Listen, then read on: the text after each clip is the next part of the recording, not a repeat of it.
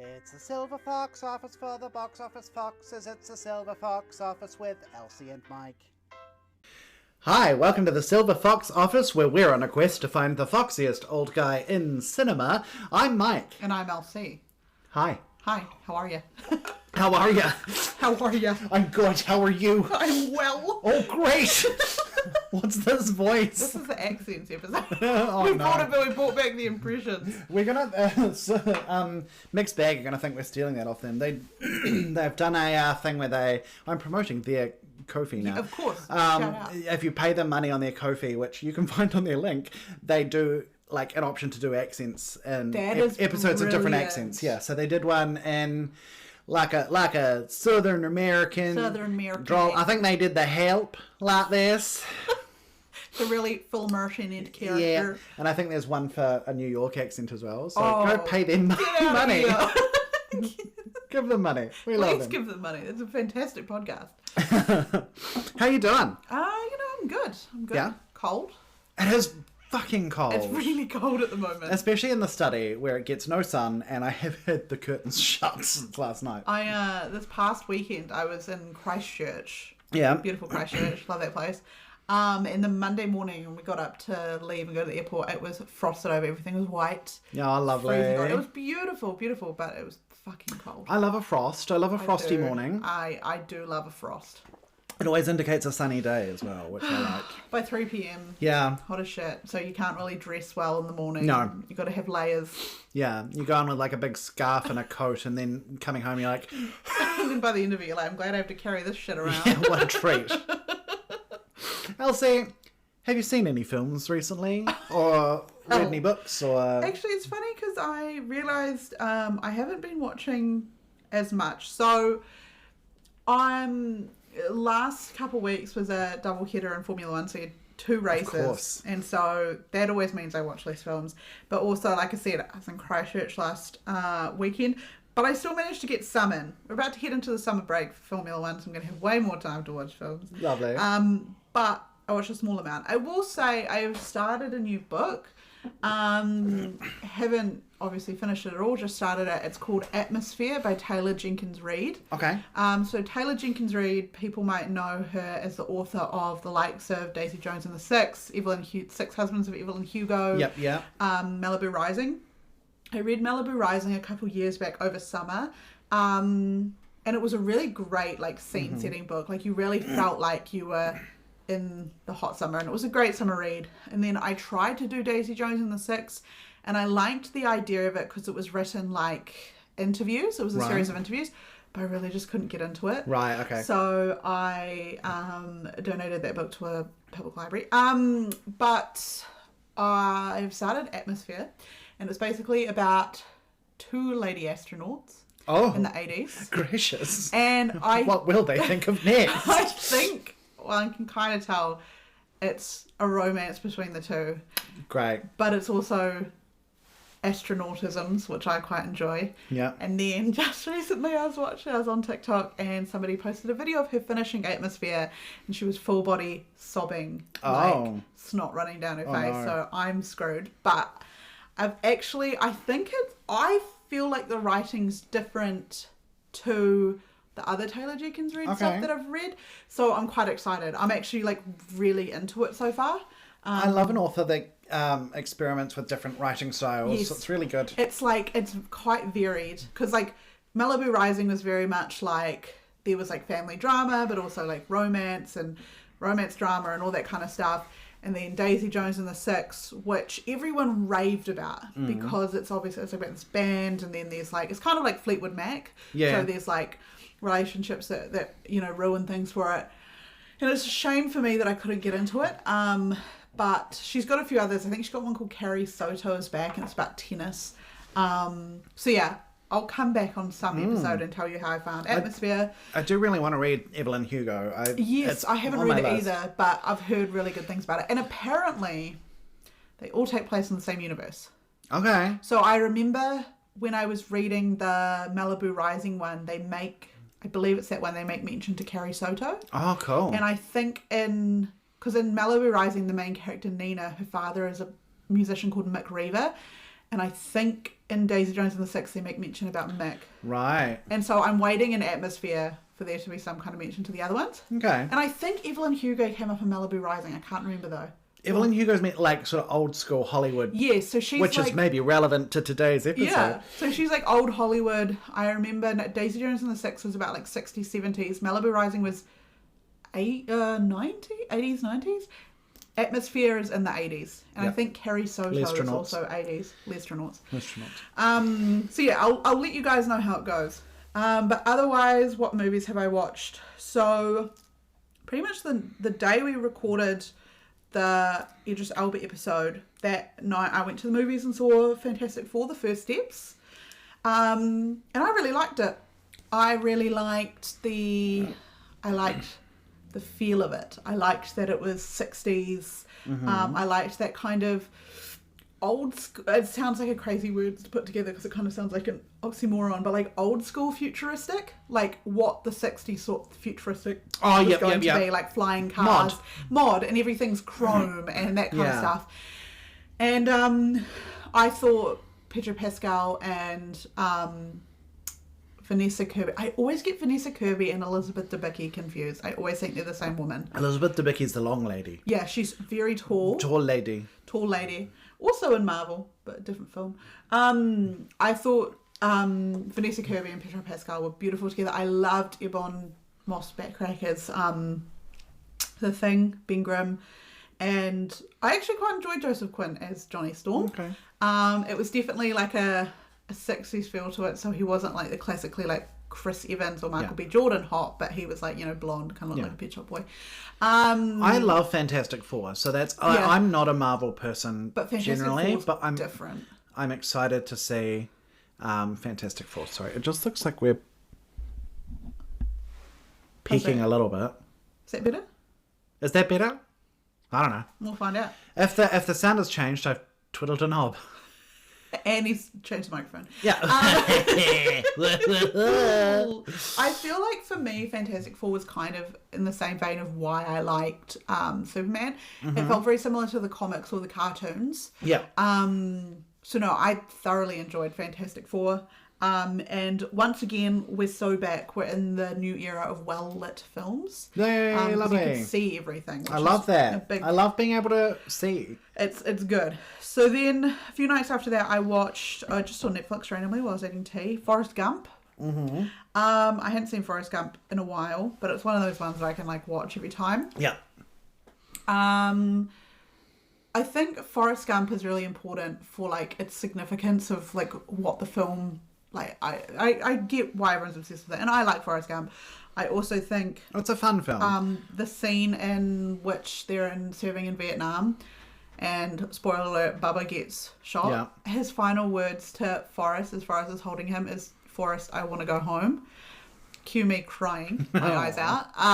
But no, I like Forrest Gump. I think it's funny, and I think there's like I was reading something about it that said when they were pitching the idea of it, people were like, no, because it's going to require the watcher to just know too much about history. And it's like, I think it explores history in a way where it's like, you don't need to. And if you know, it's funny. But if you don't, you're like, okay. And I genuinely think one of the funniest bits to me is just all these historical moments, like this footage, archival footage.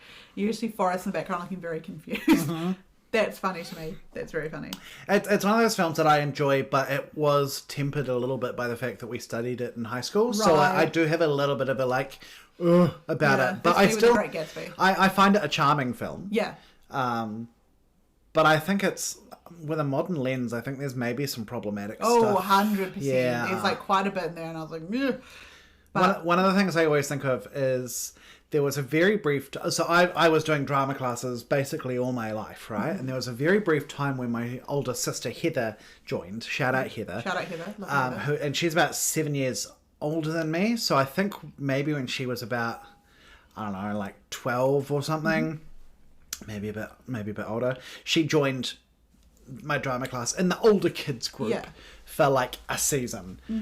And every year there'd be like a sketch show at the end, and they did a scene from Forrest Gump, and she played the nurse on the bench that he's like, "Them's mighty fine shoes," and she just says, "My feet hurt," and that's all my sister said. And so that nurse is also, I think, meant to be Rosa Parks. I think it's implied. Is she? I think so. Interesting. It's implied that she's Rosa Your Parks. sister played her. My sister played Rosa Parks. Oh, fuck. My very Caucasian sister played Rosa Parks. I mean, somebody had to do it.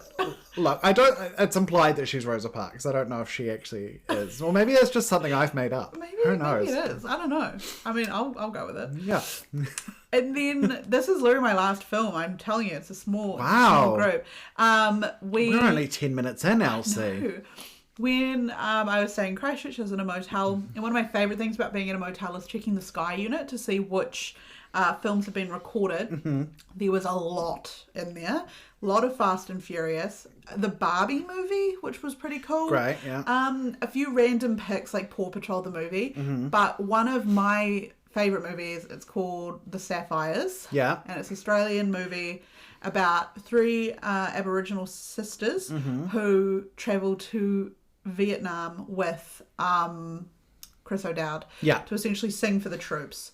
And it's about like them navigating racism in their own country and then going obviously to Vietnam and experiencing the horrors that was the Vietnam War. I remember seeing the posters for it, not seeing a trailer or anything, just the posters, and being like, it's a Dreamgirls ripoff.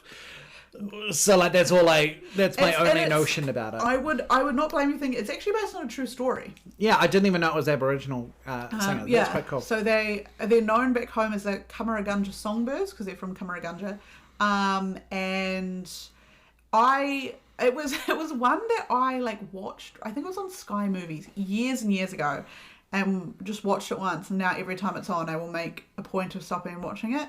I think the music's really good. It's got Jessica Mauboy, who, if anyone remembers Jessica Mauboy, incredibly talented singer, and Deborah Mailman, among others, and then obviously, like I said, Chris O'Dowd. I enjoy that film. I think there are some really great bits about it. Probably some of it's like maybe there's like a bit where there's a bit where Deborah Mailman's character tells Chris O'Dowd about why so it's actually 4 Aboriginal sisters. Oh, one's a cousin, sorry. So 3 sisters, 1 cousin. She tells a story about how her cousin was like removed from the family unit by the government because she is mixed race. Right. So she's Aboriginal, but she's white passing. Yeah. And she tells a story about how, the government turned up while they were performing for their families, and then so she had to hide with her cousin like in a tree, and then her cousin got really sick because it was raining, and when she went to the hospital, the government came and took her from the hospital, and then she grew up in a with a white adopted family, and as a result there was like tensions because of the way that she was taught meant that she like looked down upon her Aboriginal cousins and like was a bit cruel to them. And Rough. So she tells this story, and you're sitting there like, fuck. And then she blames herself because she's like, I was the oldest, I was meant to protect her. And then Chris O'Dowd's character, I don't know, where goes, we should start dancing. And then just start. And I was sitting there and I was like, fuck off. Read the room. It was actually like, and then he starts dancing and somehow convinces her to dance, and they have a boogie and whatever. The power of dance, man. It's the fact that she is telling you about these like horrific, and it's like these horrific things that not only happened in this film but happened in real life, where Aboriginal children were taken from their families by the government, and then your response as a white man is to be like, we should boogie about that. We should dance about it. Let's dance about it. Absolutely. Don't make me dance. Don't make me dance. Oh, don't make me dance. So yeah. Otherwise, they sing Today I Started Loving You Again by Mel Haggard, and it's my favourite because I do love a bit of Mel. But anyway, yeah. That's what I've watched. Otherwise, I've still been keeping up with The Summer I Turned Pretty. Can confirm for those that are worried, Belly is still making some terrible choices. Oh, I was so concerned. I cannot wait for the day she is released from the shackles that are Jeremiah Fisher. Fuck that guy, Conrad for life. You took the words right out of my mouth. I'm saying what we're all thinking. Absolutely. And I don't think I've been... I've been listening to Chapel Roan's new song, The Subway. Okay. That's about it. Nice. How about you, Mike? What have you been watching, reading, listening to? Right. Yeah. What have I been? Okay, I'll start with books as I oft do. Oh, you oft do? You've been known to? Yeah. So I've been continuing with my Stephen King reread, and I'm still in different seasons, which I have been for a while. Different seasons as 4 different stories, and I've sort of been pacing them, eking them out. So I've been reading it for the past 4 months, maybe 3 months. I've talked about it before. So I just finished reading The Body, which of course is the basis for Stand By Me. Oh yes. Obviously a very, very popular one. Yeah. It's never going to be my favourite. I like it. Not enough ghosts and ghouls. It's not even that, because Stephen King has written a lot of like drama and ones that are not horror and don't have anything awful that happen, or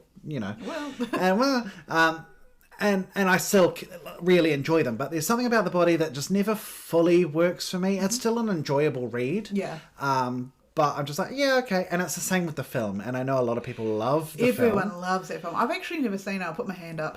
I only saw it like last year for the first time. time. On the list, actually. I should probably get round to that. I think for me, the thing was like, a lot of people watched it growing up. Yes. Right? So and it's obviously set in the 50s or 60s. Yeah. And I think it was popular because a lot of people had nostalgia for the 50s and 60s when it came out, and then a lot of people that grew up with it have nostalgia for watching it at a younger time, and because I'm neither of those, I think maybe it just doesn't quite click with me. It's not that I dislike the book or the film. I think they're great. They're just not ones that I'm like, I love this. So I've only got one more to go, The Breathing Method, which from memory is the worst this collection of 4, but that's all right. I've gone down a little... You know how sometimes I latch on to a thing and I'm just like, I'm going to read and watch a lot of stuff about this. Batman. But like last episode, I think it was Arthurian Legends. I sort of went on it's just stuff that happens to me. So Jonestown has been my... Great choice. Thing at the moment. Mostly that's come across in reading, watching a lot of YouTube videos about it. But I also read The Road to Jonestown, Jim Jones and the People's Temple by Jeff Gwynne. Really good. I would say it's the book on Jonestown. If you want to read about Jim Jones and Jonestown, that's the book. That's the one. What a horrifying story. So horrific. But it's so... I always find I feel like I've heard a crazy claim that everyone has a cult that they read into. For mine, it was Heaven's Gate. Oh, yeah. And I think the psychology around cults are so incredibly interesting. And yeah, I think Jonestown, horrific. Heaven's Gate, horrific, but just so interesting how they work. Just for... like a little bit of context, Jonestown, 918 people died. Jesus Christ. Just to put that in context, 1,500 people died in Titanic. So it's not that far off. No. Just that's how big scale the disaster was. 900. That's insane. It's insane. And some of them are children. Yeah, absolutely. And there's like a recording. Yeah. Ugh.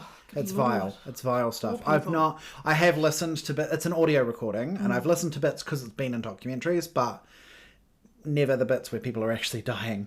No. Just awful. So horrific. And then I watched a movie called The Sacrament, which is directed by Ty West, which is based on Jonestown, essentially. Wow. It's like none of the characters are named, but it's inspired by. Very much inspired by. And that felt kind of tacky. Yeah, it felt not great. It's found footage, and the guy playing Father, like the Jim Jones character, who's just called Father, exceptional, really good performance from him. Everything else is not worth it. Because Ty West is obviously the director of X, Pearl and Maxine. So, and those films are kind of that, kind of like sexploitation type stuff where it's like I don't get me wrong, I love those films. And it works for those films. But it's like graphic, and so, but when it's something like this and it's inspired by a true story, it kind of, ooh. Yeah, something I thought that was really cool though, like the guy playing father, generally exceptional. And the actor's name is Gene Jones. Whoa. And I'm like, that's so close to Jim Jones, and he's the perfect character, is a perfect actor for it. So it's almost worth watching it just for Gene Jones's performance, because he is incredible. Wow. But probably not. Yeah. I would say, can be unless you're curious, you can watch it. It made me feel a bit gross. After reading that, I'm still on books. I know I talked about The Sacrament, but after that I read Zombie Bake Off. Of course you did. Which of course I did, by Stephen Graham Jones, who I've talked about many times. An author who I love. Sorry. Often he writes... both of our phones went at the same time. Oh. Popular ladies. Over here. Yeah, often a lot of his stories are really... like I've talked about The Buffalo Hunter, which is combining Native Americans and vampires, and a lot of it is about the slaughter of Native Americans in America. So a lot of his horror does also have huge heart and huge tragedy in them, and that's one of the things I love, that there's so much to connect with, and they're more than just like silly horror stories. They are meaty and they dense. have like history to them. Yeah. Zombie Bake Off, so silly, so fluffy, so fun. It's basically about a like an arena. They call it a coliseum, like, you know, in a modern day arena where they are holding like the annual Bake Off, and it's, you know, a whole bunch of soccer mums peddling their wares. And that evening there's supposed to be a wrestling event, you know, all these fake wrestlers. The fake wrestlers arrive too early, and then a zombie outbreak happens in this. So it's like, of course, it's divided into like soccer mums and wrestlers, and it's so funny. It's so funny. Considerable overlap between the two, I would assume. It's so stupid. But like intentionally so. That's great. That's perfect. I really enjoyed it. I cackled multiple times, because there's they also start comparing them to the lions. So like the wrestlers are like the lions, and then the soccer mums are like the lionesses doing the hunting, and it's so funny. And then on a completely different actually Zombie Bake Off's the outlier here. I read a book called Murderland: Crime and Bloodlust in the Time of the Serial Killers by Caroline Fraser. Interesting. And this is a new book. It just came out a month or two ago. And it is exploring the fact that most of the serial killers that you've heard of, most of the heavy hitters, like, you know, Ted Bundy and Green River Killer and all these people, grew up in a certain time, in a certain area of America, right? They all were in this little bit. And so a lot of people have always said, what is it about the Pacific Northwest in the 70s that created the Ted Bundys and the Gary Ridgways and the BTKs? Interesting. At the same time, there was a large smelter that would pump lead and arsenic into the atmosphere, and it would cause elevated levels of lead in people's oh my god, blood. So that's one of the theories, is that this lead, which when you get lead poisoning, it does lead to behavioural issues. That's the theory. Oh my god, that's because I remember when I was reading about Richard Ramirez, when he was a young child, he was hit in the head by a swing. That's set, another thing, yeah. And like it gave him head injury, and I think was it Jeff? Who's Jeff? Was it Jeffrey Dahmer? Yeah, Jeffrey Dahmer was same also with Jeffrey hit in the Dahmer. head. Same with Ted Bundy. Same with John Wayne Gacy. A lot of them also have head injuries, which is such an interesting, because like there's a lot of questions like and this is just my personal opinion. I'm not trying to shit on anyone else's. I don't believe in like the serial killer gene, that anyone is predisposed to being a serial killer. I don't believe in that shit. I don't believe anyone was born to kill. I think we are all products of our upbringing, and we're all products of like what has happened to us. And if one of those things is getting a fucking head injury, which has damaged your like prefrontal cortex or whatever, then that's where I'm seeing where that's coming from. So the idea that it could be lead poisoning, because it's the same as like rabies or things like that, it alters your sense. Because to me, I always remember reading that for some medical conditions, a symptom you can get is like an overwhelming sense of doom. Mm-hmm. And I think that is such a crazy symptom to receive, is that your brain convinces you that something bad's going to happen. And the brain is so unbelievable when you think about it. So that's hugely interesting. This is proving once again that we are at any given time seconds away from pivoting to a true crime podcast. Which also, I forgot to add that I also watched the Son of Sam tapes. I haven't watched them yet. I forgot to put it on Letterboxd, which is why I forgot about it. So yeah, at any given time we are switching into true crime. Any moment we're going to be like, so welcome to our Manson episode. If we had one of those like coffee things, you could donate money and then we would do a true crime episode. Oh my god, like it's we're in trouble when we start being like, today's Silver Fox is Ted Bundy. And it never would be. Never would be. That Absolutely man wasn't not. hot and nobody can convince me that he was. No. But yeah, so there's lots of evidence with this because it also ties in with petrol being leaded in the 70s where there was another big...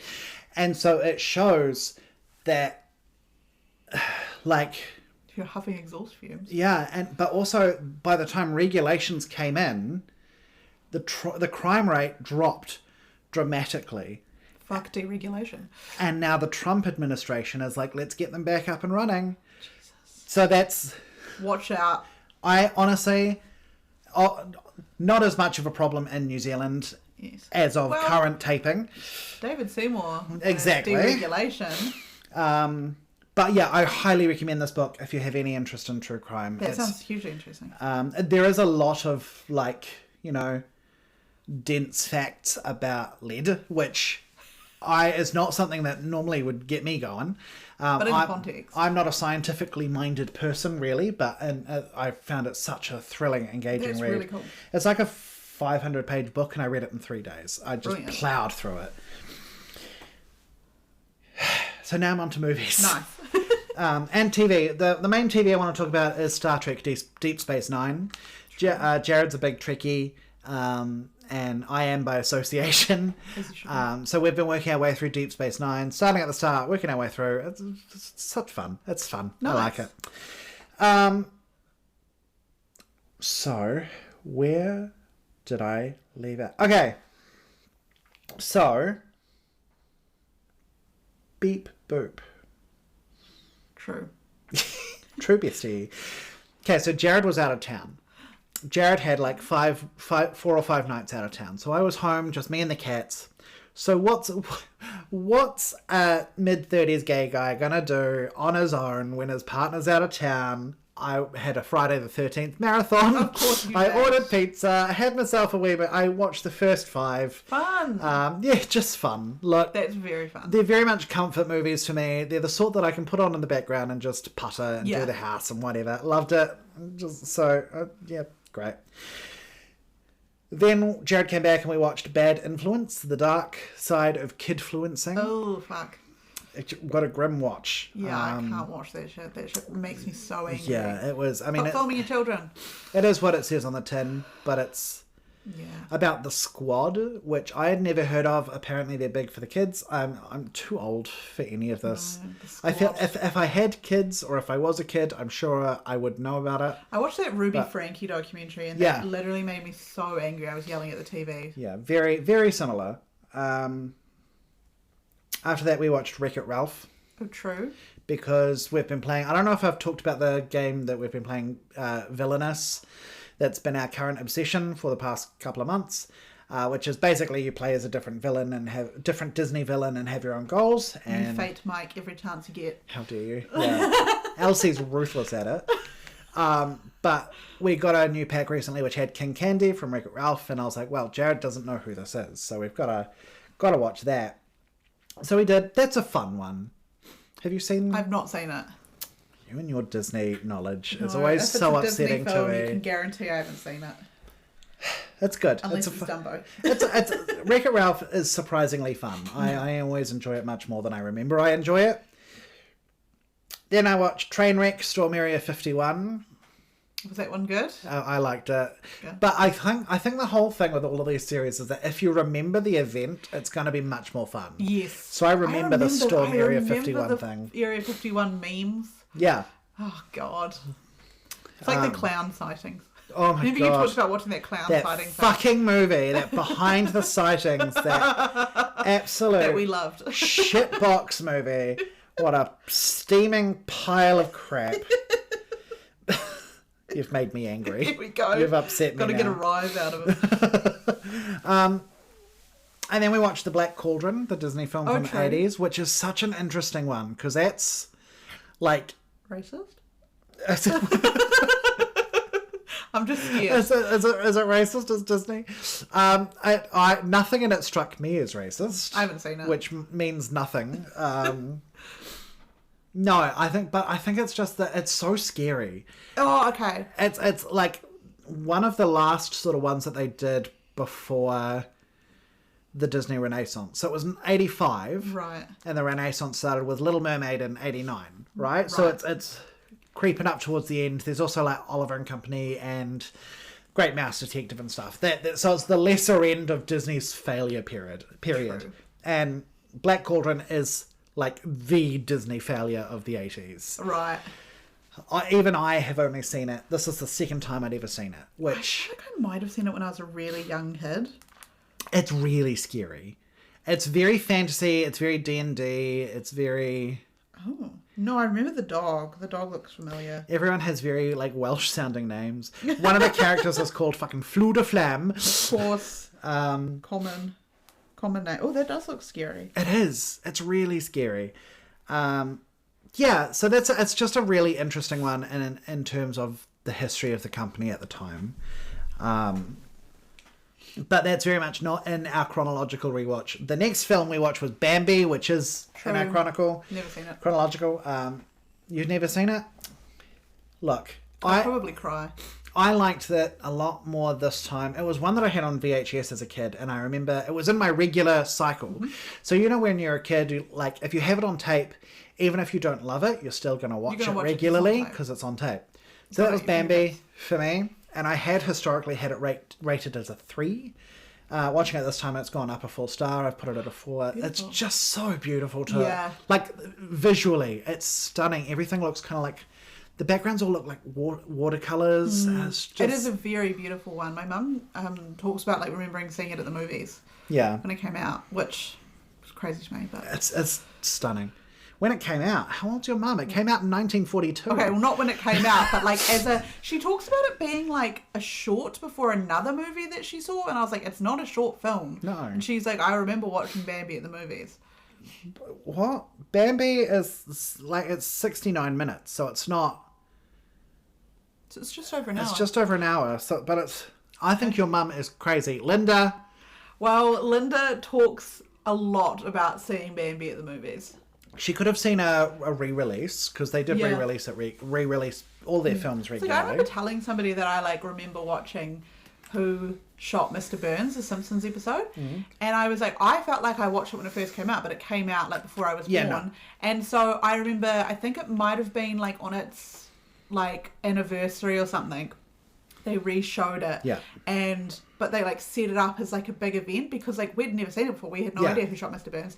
So we sat in the computer room with the TV, and my mum let us make little pizzas and stuff like that, and my sister and I like fully locked in to watch this episode, and it was a massive moment in my life figuring out Who Shot Mr. Burns. Cute. That's really cute. I love that. We then watched The Naked Gun, the original one. The original one. And it's from the people that made Airplane, isn't it? Yeah, with Leslie Nielsen. So these are ones that my dad is not really... I've dropped my glasses. Dropped your glasses. Just for those playing bingo at home. Cross that one off the list. Cross that one off. My dad is not a movie guy, really. There are a few that he's like, oh yeah, you know, we should watch this or whatever, but he's not generally a movie guy. Never has been.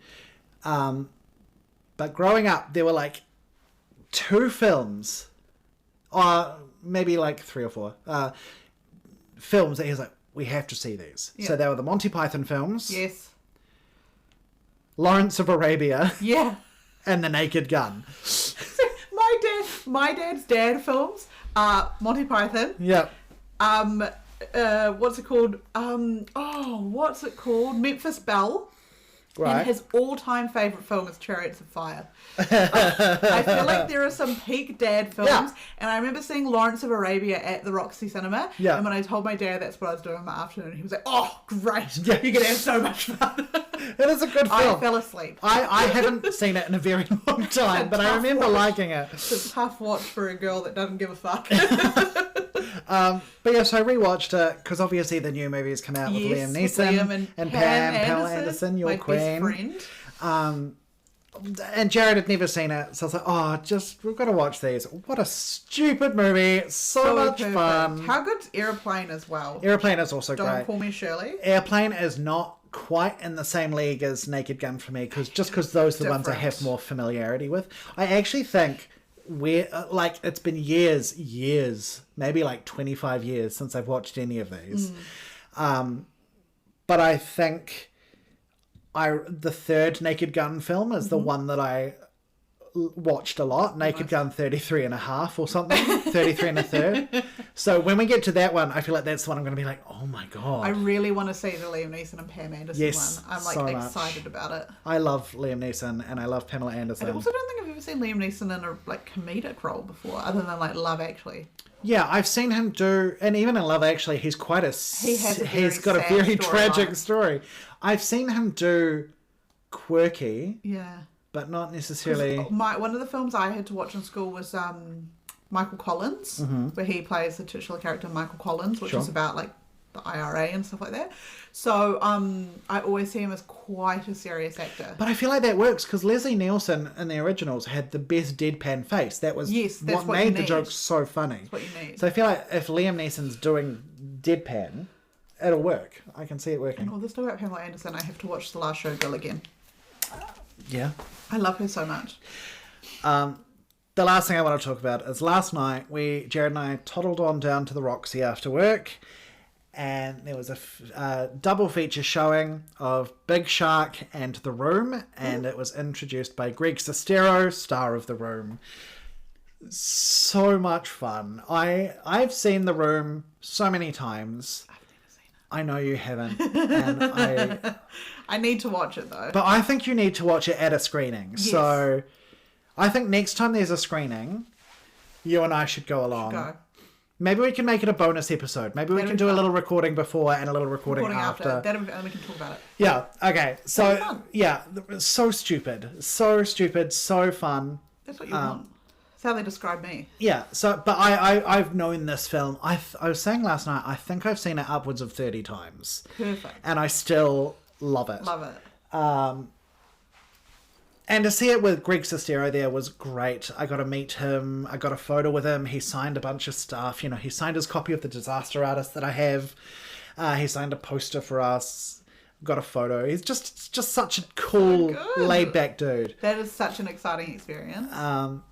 And also watching Big Shark. So Big Shark is a movie that I think he produced it. Or in theory, he produced it. But I don't think he actually had much involvement. And Tommy Wiseau, it's a Tommy Wiseau film, who is the star and the director and the producer and the writer and everything of The Room.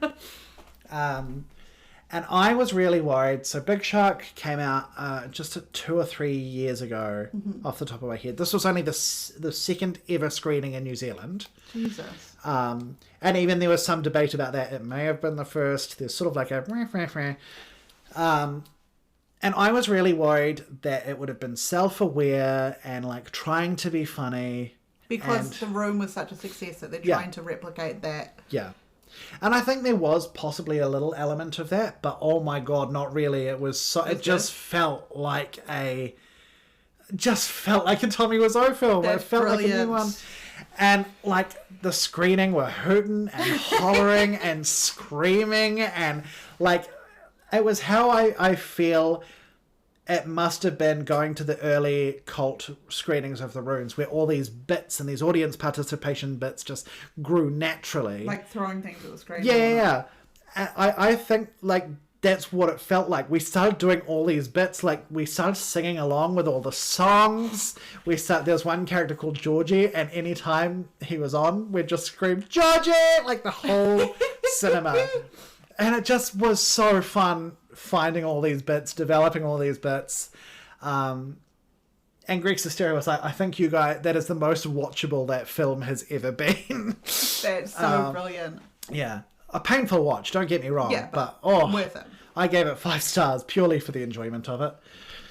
This has made me realise I think we should do a bonus episode where we rate Neil Breen films. Oh my god. That would make Jared so happy. When we first started dating, we were like, we've got to watch Neil Breen films or have a 5 Breen salad, because there were only 5 Breen films at that point. We love them. We watch them semi-regularly. I think they're quite good. Yeah. I think we should have a Breen episode. I'd love that. We've been talking about watching Fateful Findings recently, because that's like our least watched one. I think Fateful Findings is maybe my most watched one. Yeah, for us it's probably passed through. Oh, true. I think we should sprinkle some Breen into this. Yeah. Okay. We should do like a goggle box episode where we watch Breen I would and love commentate. that. Okay, Jared has to be there for that night. Yes, please. Oh, I love that. Would you be keen to hear us do like a bad films bonus episode? Let us know. Send us an email. Because there's plenty out there. Oh yeah. For us to feast upon. Give us a list of ones you'd like us to cover in a bonus Your episode. wishes are command. So that's me. That's what I've... Beautiful. Oh, I've also been listening to Chess, the musical, because I love it. Chess the musical. Chess is so good. We actually were listening to Evita right before we started recording. We were. Elsie was like, how do you feel about Evita? I was like, well... Immediately I was like, well, it's an Andrew Lloyd Webber, so I think I know the answer. And he goes, well, I don't think it's his worst one. I said, well, that's high fucking praise. Look, of Andrew Lloyd Webbers, I've always said there are like 2... There are a small handful that I like. Mm-hmm. No, the only one I like is Sunset Boulevard. Express. Really? Get the fuck out. The only one I really like is Sunset Boulevard. And I think Jesus Christ Superstar and Evita have excellent moments. Mm-hmm. Mainly when Patti LuPone was there. Patti LuPone should play Jesus Christ. Have you seen Cynthia Erivo? I've seen Jesus that. Christ? It looks cool. Oh yeah. Yeah. Quite like Cynthia Erivo. Right. That's us. Yes, it is indeed. Mike, before I tell everyone who I picked, yeah, do you want to explain to us what a silver fox even is? Yeah, so obviously we're up to what was I saying? Don't worry. Mike's losing it. I'm gone. He's gone. So yeah, silver fox. A silver fox is a person of any gender, male, female, non-binary, whatever, however you identify, it's all good. We don't care how you identify as long as we can objectify. Correctamundo. Catchphrase. Yeah. A mantra. Or woman-tra, or non-binary tra. Or they-tra. So they are a person over the age of 45. They have to have grey hair or grey hair energy or dyed hair or anything like that. They have to be fuckable.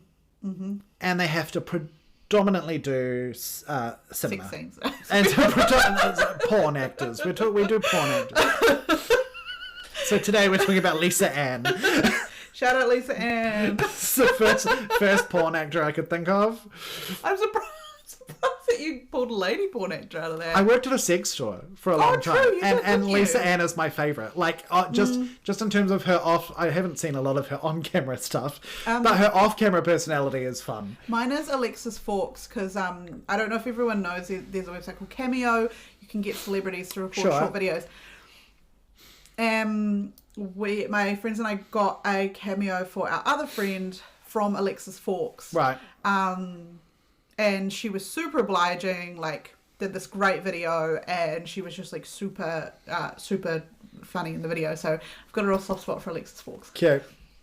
There was a thing with Lisa Ann, where there was an interview with her, and they were like, oh, have you ever wanted to do, like, mainstream films? And she said, honey, no, I'm a mattress actress. Is Lisa Ann the one that used to do the Sarah Palin. Yeah. I think she was Sarah like the Palin predominant MILF actor. Yes, she was, and she would do the Sarah Palin videos, and it was just really fucking crazy that there was like a period of time where we would just have porn stars that looked like politicians. I know. Like that, which is, I always find it a little bit weird when porn stars like market themselves around looking like another celebrity. Yeah, it's a bit weird. It does feel kind of like stolen identity. Anyway, I love that we got onto the porn. Welcome to the porn cast. So, which actor did I pick? Okay. Yeah, who did you pick? So, as the name would suggest of this episode, I picked Marlon Brando. Marlon! And I have to say, before we get into this, I do want to preface by saying I am fully aware of Marlon Brando's behaviour during his time and of some of the accusations made against him and also the stuff that is just plain and true. Yep. In myself picking him as our Silver Fox, that is in no way me condoning or even ignoring any of that stuff. I feel like we've talked about it before. These Silver Foxes, they are human beings. Yeah. They are going to disappoint us. Yeah. Because a large majority of them are men. And they're good at doing that. I'm sorry for my gender. I don't want to take away from that. And I don't want anyone to think that this is me being like, yeah, it's fine. Because for every good thing he did or every good film he did, he also did some shitty things. So this is me acknowledging that he was sexy and acknowledging that he was a good actor, but he was also unfortunately at times a terrible human being. I would also say it's an interesting one because he's one that I do not necessarily think of as a silver fox, because he got, the older he got, the uglier he got. Yeah. I think there was a small period of time, maybe in like his 50s, where he was good, but then he fell apart. I think to be fair, I think he had like he had hepatitis and I think he had a few things that would have caused weight gain and just his body to fall apart and years of hard living. So this is also the first in our Fox year.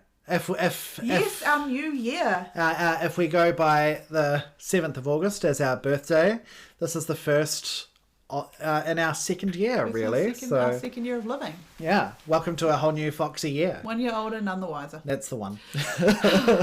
So, my God. My film, I feel like Mike right now because I technically picked 2. Wow. So, there's a reason for it and I'm going to explain. Oh.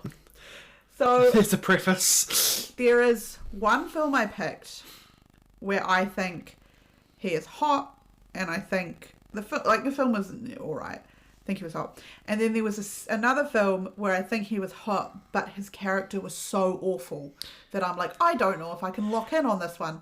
I think everyone knows. That's the film I've picked. Yeah. I'm going to tell you now. My first film, because I think it's going to be the same, so we can talk about it together, is A Streetcar Named Desire. That's my film as well. He is exceptionally handsome. He is. But Stanley Kowalski can go fuck himself. Absolute wank. Go fuck. Horrible Stanley. man. Go fuck. Horrible man.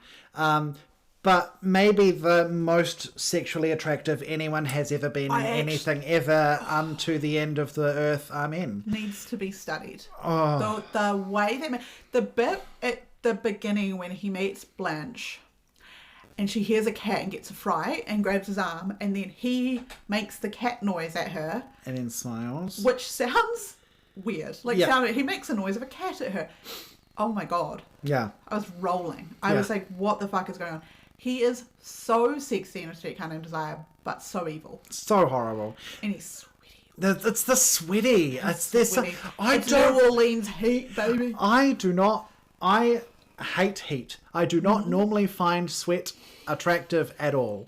But Marlon wears sweat well. He is different in that bit where he asked her, he's like, can I take off my top in front of you? And she's like, oh no. I hope you'll be proper. Honest queen. Like, oh my God, I would have been stood there like, be like, yeah, pants too. The whole thing, really. Trousers off. Yeah. Also the fact that where's Idris Elba? I need to make a wish. I also love that the film starts being like, he's at the bowling alley. That's what men do. They bowl. Yeah. And I was like, if I came at my like sister's husband was at a bowling alley, I would have been like, babe, pick yourself up. What the fuck do you mean he goes 10-pin bowling afterwards? And the way he's like, he says something like, oh, I've been sweating when I'm doing hard exercise like bowling is. And I'm like, honey, I can bowl. The fact that he like specifies like bowling. Yeah. Like, okay. Honey.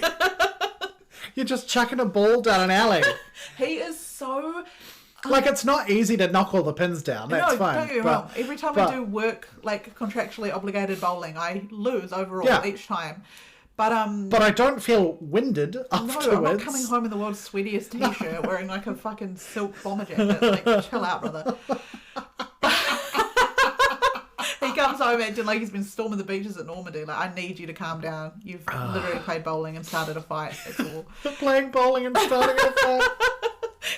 He comes home and he's like, yeah, I've been doing real man stuff. And it's like, you were saying slurs at the bowling alley, babe. Can you sit down? He is so particularly awful. I think it's a cruel character. Like, he is cruel. And don't get me wrong, Blanche isn't perfect. She does some crazy stuff in that film. But she also is legitimately mentally unwell. Yes, like she's like, by the end of the film, she's like, no spoiler, she's like catatonic. Yeah. And he's just mean and nasty. Yeah. Yeah, he's horrible, but good goddamn. Fucking hell, I don't think anyone's ever looked like that before. I think he's one of the ones where, like, we've said before, this actor is really hot. Really hat. They're really hat. They've got a great hat, so I want to fuck them. Big hat. You know what they said? Big hat. Big hat, big head. And big noggin. Love a big noggin. Like, what have we said before? Apparently we've said this before, guys. Sometimes I listen to pop music. Sometimes my Spotify plays pop music. You can never tell. You never can tell. No, so we've said before that, like, if a character is really, we've said they're hot if they are attainable, right? If they have they just seem like a real person. They seem like a normal person. You could have a chance with that person. Yeah, but like that realness, you're like, because they feel real and someone that would be in my circle, they are more obtainable. Whereas with him, I'm like, no, there's no way. It's the opposite. I'm like, you are only hot because I know I will never meet you. I'll never have a chance with you, and I can't ruin my perception of you. Yeah, I'm like, if we met, I would hate you. I would never want to talk to you or see you, and I would not find you attractive because of that. But if I saw you in passing at a train station, I would probably spend the rest of my life thinking about you. Yeah. You're hot until you open your mouth. Yeah, and then you say something and I'm like, wow, I wish you hadn't. One of my favourite reviews that I saw on Letterboxd was like, shut up Stanley Kowalski with your Billy Crystal sounding mouth. He does sound like Billy Crystal. He does. That is so. He does an impeccable cat impression though. And then I will say my other film that I watched is one called, I'm going to have to say this really specifically because I've got an accent, One-Eyed Jacks. Oh. It's a cowboy film. Oh, so of course. I'm going to like it. You love a cowboy film. He does have another indescribable accent in this. And he's not great. He does try to force himself on this lady. Sure. He's a cowboy. And I love a cowboy film. He's also quite sweaty. Yeah. And he's got a lot of like sand and dirt across his face. Yeah. So I've not heard of it. But it was kind of random. I can't actually. He directed it himself. Oh. You know how there are some people that you're like, yeah, I can picture you in a Western film. Yeah. Like one of them? Kevin Costner. Yeah, sure. I can picture you in a Western film. Why not? I actually can't picture Marlon Brando. I'll find a in photo a Western film of him as a cowboy. Don't get me wrong, I can picture him in the outfit, and I can also picture him out of the outfit. But I can't picture him doing the whole thing, you know? Again, that's hot and sweaty. Why is the New Zealand International Film Festival advertising this photo? I don't know why this one. Oh, it was screened as part of New Zealand International Film Festival 2016. Wow, look at that. The more you know. So yeah, what was I going to say? Anyway, so that was my two films. Honourable mentions. Did you have any other films other than Streetcar? No, but I just like, I just love Streetcar so much. Yeah. It's one that I, have watched a lot, and obviously it's based on a Tennessee Williams play, which like I'm a big fan. Like Cat on a Hot Tin Roof. I also hadn't seen it before, and so when at the start she was like, I'm looking for a streetcar named Desire, I was like, oh, she's in the thing. Oh, God. I didn't realise there would be a streetcar named Desire in there. I've always wanted to go to New Orleans as well. I think it's one of those places. Oh. It's the place to be. Yeah. Beautiful. But oh my God, it's so moody, all the lighting and the shadows on her face. I'm going to make a controversial statement. I don't think the film would be as good if it wasn't in black and white. I agree. I think it's better having it in black and white. Although there is a really good filmed stage version with Gillian Anderson as Blanche Dubois. I saw that. I was looking at the Broadway casts, and thinking, this is some good picks. I have always relied on the kindness of strangers. Oh. I am also going to make a bold claim. I think I prefer Cat on a Hot Tin Roof. Okay. I think I liked that one more. And I don't know if that's because I just think Elizabeth Taylor is a really strong actress. And the fact that everyone was called Big Daddy. Everyone. Well, there was also a person called Goober. Wasn't there? Goober and Big Daddy. But I still think Streetcar Named Desire. It's like, I feel like I've talked about this quite a bit.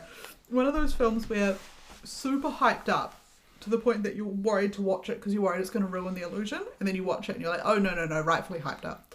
I think I prefer Streetcar. Yeah. Although I prefer Paul Newman to Marlon Brando as an actor. Paul Newman to virtually anyone. Marlon Brando. Like, I literally think Marlon Brando is the sexiest anyone. I know I said that before, but I wasn't really being hyperbolic. I think he is... I sent Mike a picture, I think last night, of Paul Newman and Marlon Brando. Yeah. Wow. Both. I want to be the meat in that sandwich. Yeah, 100%. I'd love to visit Paris. Anyway. Paris? Do you know that reference? The Eiffel Tower? Oh, the Eiffel Tower! Yes. I've been to the Eiffel Tower. And I mean the literal Eiffel Tower. I've been to Paris. Gay Paris. Gay Paris. Gay Paris. I've been to see my friend Gay Paris. Actually, when I was watching Forrest Gump the other night and I saw Gary Sinise, I was like, oh, he's on Gay Paris.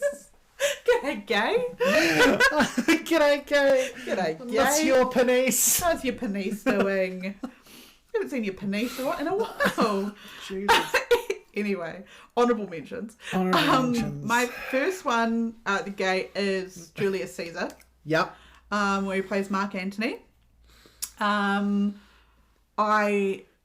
saw somebody on Letterboxd say that they were baited into watching the film because the poster has Marlon Brando wearing a little mini skirt. Yeah. And he doesn't actually wear a mini skirt in the film, which is quite a shame. It's false advertising, and I would like to press charges.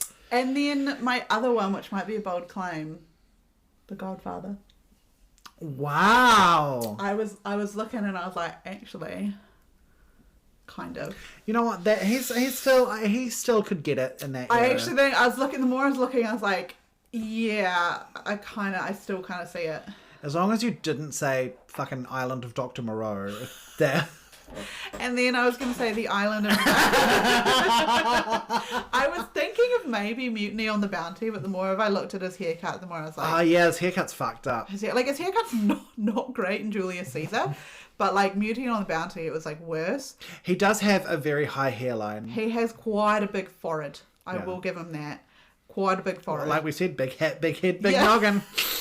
He got big scone. Big scone.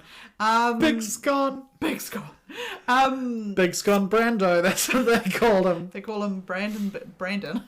Brando Big Scone. Mike, did you have any honourable mentions?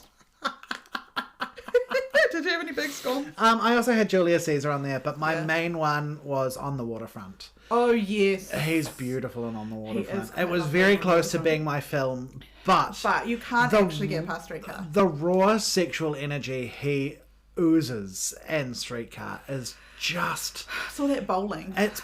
Yeah. I might have to start hanging out at the bowling alley. Very athletic sport. Every time, which is because... If we have any competitive bowlers here, I'm sorry. I know, you still have a lot more skill than I would ever have. As you all recall, Steve Buscemi is in The Big Lebowski, where he plays Donnie, another bowler, sexy, right? So maybe bowling is the sexy sport. It's the thinking man sport. Maybe. Everyone with their little wrist braces, their little matching shirts, their shoes, custom bowling ball, the shoes. Hot. The shoes stay on during bowling ball sets. Is it? There's like a famous clip of, I think he's a bowler or he might be a darts. I can't remember which sport he is, but after he wins, he turns to his opponent and he goes, "Whoever you think you are, I am." And I'm like, that's... What does that mean? As in he's like saying, like, because he's like so good, he's like, "Whoever you think you are, I actually am." Oh, hello gay Panese. Yeah, I'm gay Panese. I always think, like, I don't think there's any sport that elicits that kind of reaction. No. But maybe it's bowling.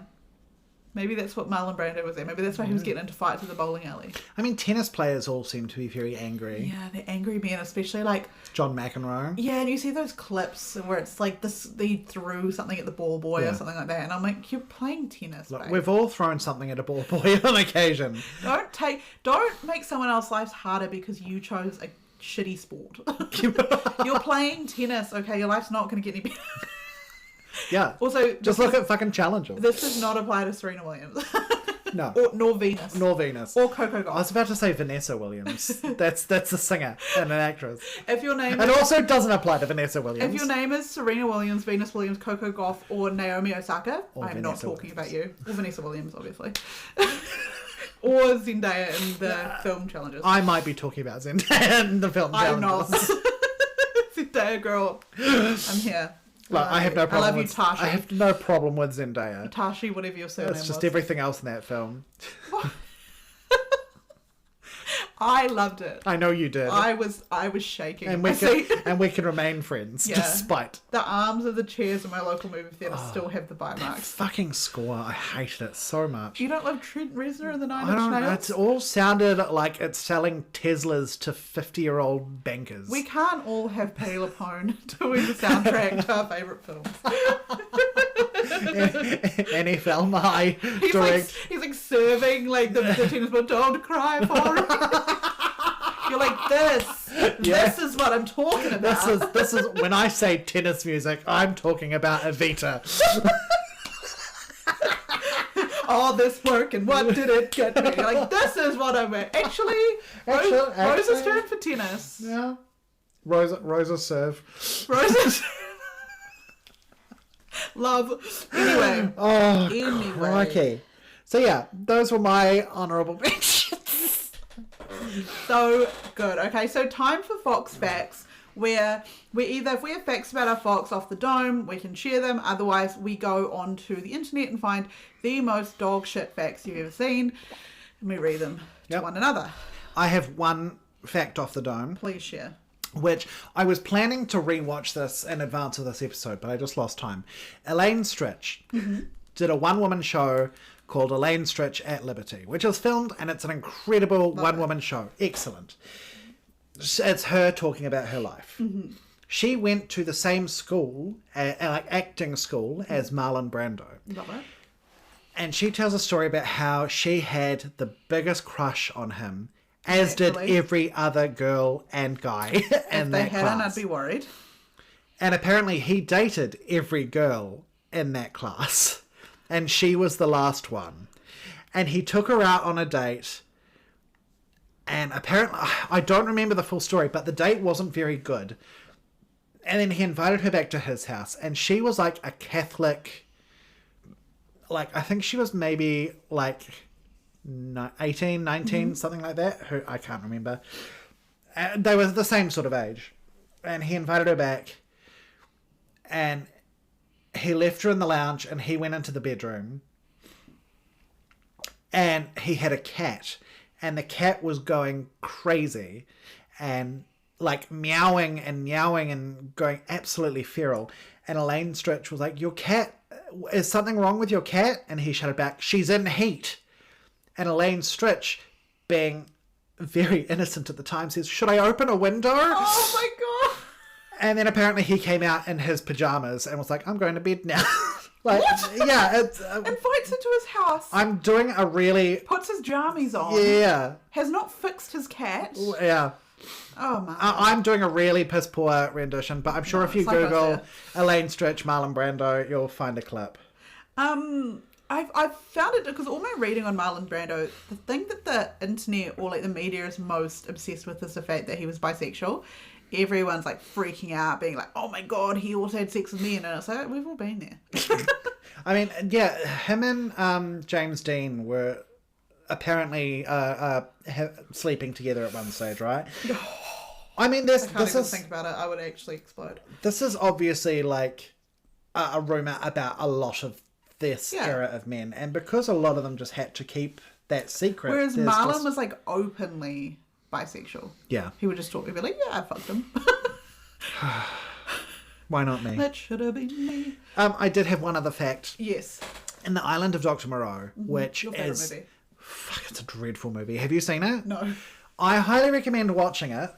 Just like because you have to. And then watching, I can't remember the name of it, but there's a documentary about the making of The Island of Dr. Moreau. Mm-hmm. And like this cast had Marlon Brando and Val Kilmer, two of the most impossible to work with men in Hollywood at the time. God rest both of their souls. Mm-hmm.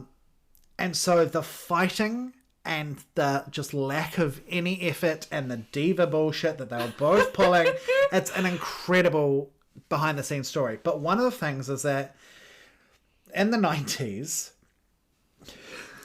Marlon Brando became obsessed with a little person.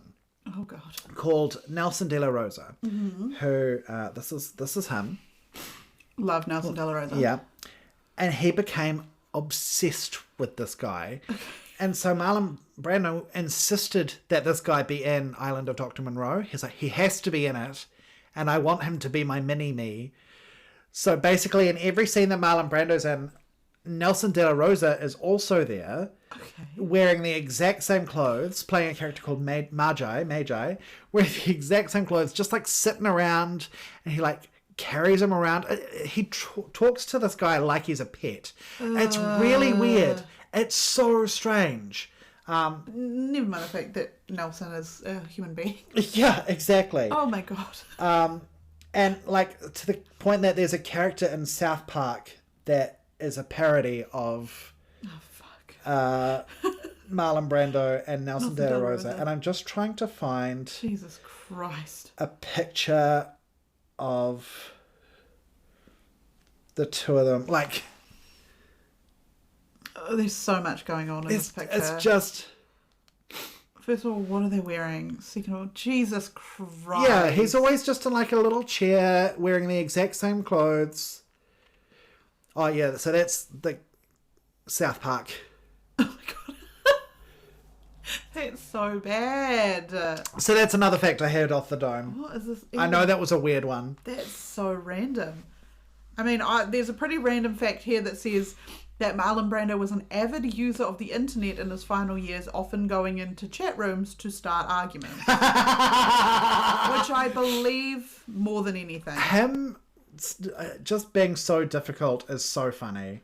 Also, in his autobiography, he said that he was physically attracted to Vivien Leigh during the making of Streetcar Named Desire. However, he could not bring himself to seduce her as he found her husband, Laurence Olivier, to be such a nice guy. Well, aren't you a shining member of society, Marlon? During an acting class, I love this fact. This also feels very on brand. Oh, on Brando? On Brando? During an acting class, when the students were told to act out a chicken hearing an air raid siren, most of the students clucked and flapped their arms in a panic, but Brandon stood stock still, staring up at the ceiling. When asked to explain himself, Brando replied, "I'm a chicken. I don't know what an air raid siren is." I mean... So, technically, yeah. I mean, he kind of ate. Expelled from high school for riding a motorcycle through the halls. Asked the Godfather co-star James Caan what he would want if his wishes came true. When Caan answered that he would like to be in love, okay, Idris Elba, Brando answered, "Me too, but don't tell my wife." Fuck. Why do straight people hate their spouses? Oh Why? God. Oh yeah, that's right. He's in love with Wally Cox. His signature was considered so valuable to collectors that many personal checks he wrote were never cashed. This was because his signature was usually worth more than the amount on the check. What a guy. He used cue cards in many of his movies because he refused to memorize his lines. His lines were written on the diaper of the baby Kal-El in Superman 1978. Yeah. Same for Island of Dr. Moreau. I think they had cue cards, or maybe he had like a wire in his head feeding him the lines in his head, in his ear. Head. Lived on the infamous Bad Boy Drive, which was Mulholland Drive in Beverly Hills, California, which received its nickname because its residents were famous bad boy actors Jack Nicholson, Warren Beatty, and Marlon Brando. That's one hell of a street to live on. Oh.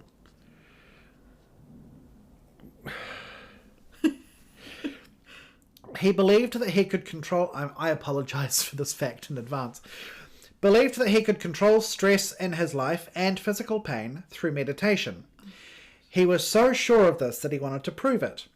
When he decided in the early 1990s to be circumcised, he wanted the doctor to do the operation with no anesthesia so he could show off his skill. The doctor refused because of medical ethics, but Brando underwent the operation anyway after receiving a pain-killing shot in the back. However, he wanted to show the doctor what he could do, and he asked him to take his blood pressure. Through meditation, he brought his blood pressure down more than 20 points. Oh, what a weirdo. Okay, sure. Getting his frickin' foreskin chopped off without anaesthetic. Sure, we get it, you're tough. Was offered $2 million for 4 days of work to appear as a priest in Scary Movie 2, but had to withdraw as he was hospitalised with pneumonia. Consequently, the role was played by James Woods. Oh. Fuck James Woods. Fuck James Woods.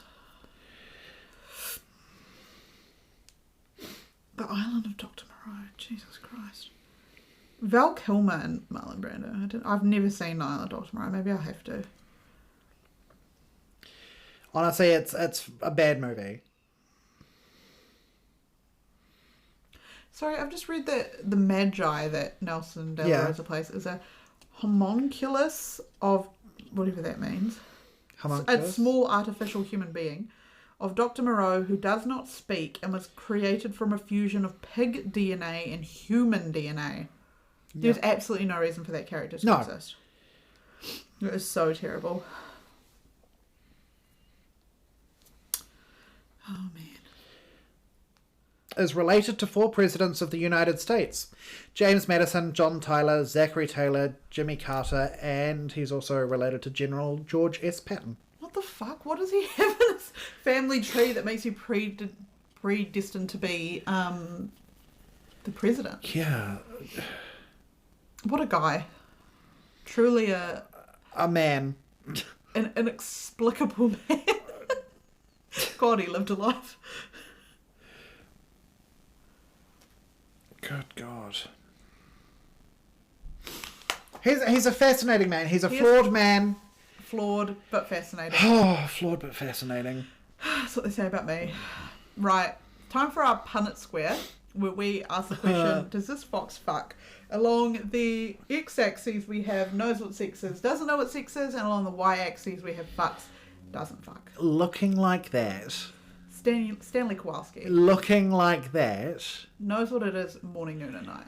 As I think the other catchphrase of this podcast goes, morning, noon, and night. Morning, noon, and night. Morning, noon, and night. Constant. Literally fighting it off. Absolutely. People are lined up around the block. He is the desire. It's quite, like, it's quite literally crazy. There is absolutely no doubt about it. What about him as the cowboy? What about his one-eyed Jack? I can't remember what his character's name was. Hold on, let me find out what his name was. Marlon Brando. Marlon Brando. His name was Rio. Sure. Definitely knows what it is, and he's definitely doing it. Yeah. I don't really think that's a question. I feel like I can't imagine Marlon Brando taking a role. I don't think Marlon Brando has ever played a character that doesn't fuck. No. I think that was like predetermined in his contract. Yeah. He's like, every character I play must fuck. Yeah, they have to have just raw sex appeal. Yeah. And they achieved it. And God bless you, sir. God bless you. Time for arguably the most exciting part of the episode, where we find out who the next fox is, but it's not one of our picks this time. No, it should be me. But it's not. It's not. We have a special guest next week. Next episode. Next episode. All right, are you ready? I think so. Oh, God. Kia ora, I'm Karen Anslow, and my silver fox is Mads Mikkelsen.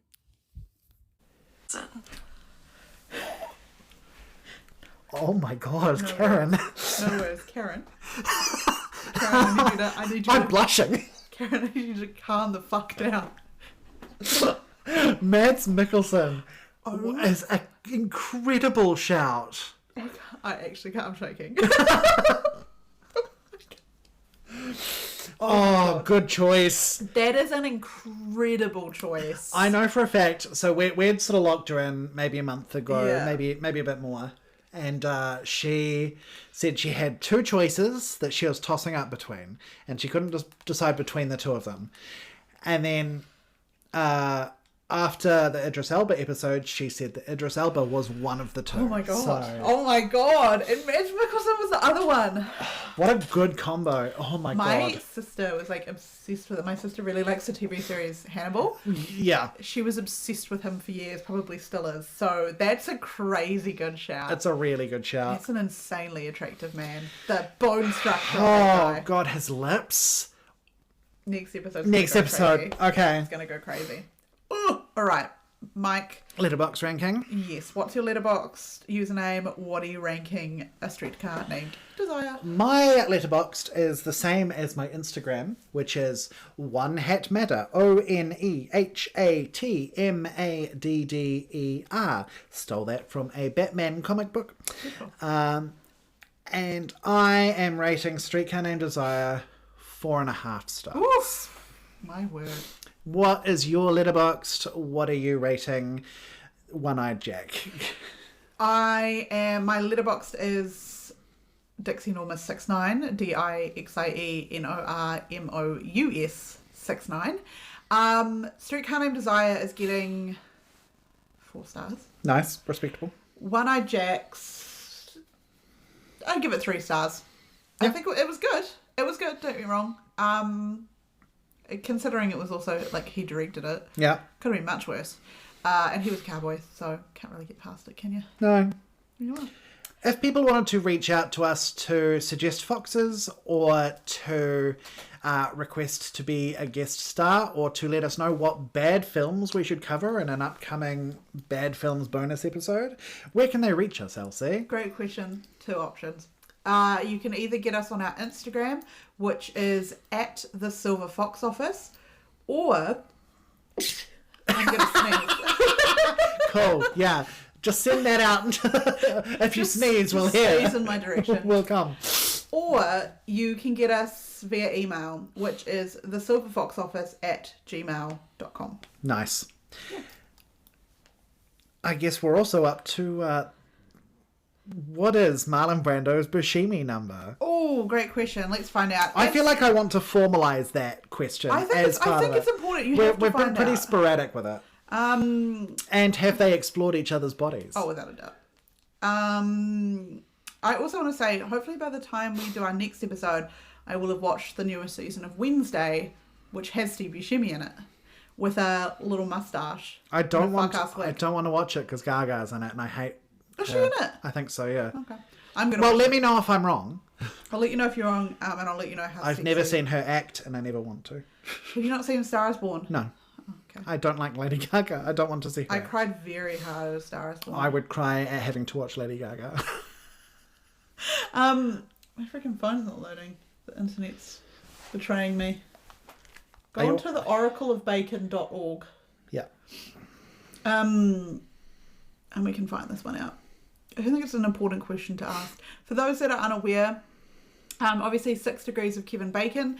The website, The Oracle of Bacon, also does one where you can enter 2 completely different actors and it'll tell you what their number is. So we're going to find out what Marlon Brando's Steve Buscemi number is, which will better indicate to us whether or not they've explored each other's bodies.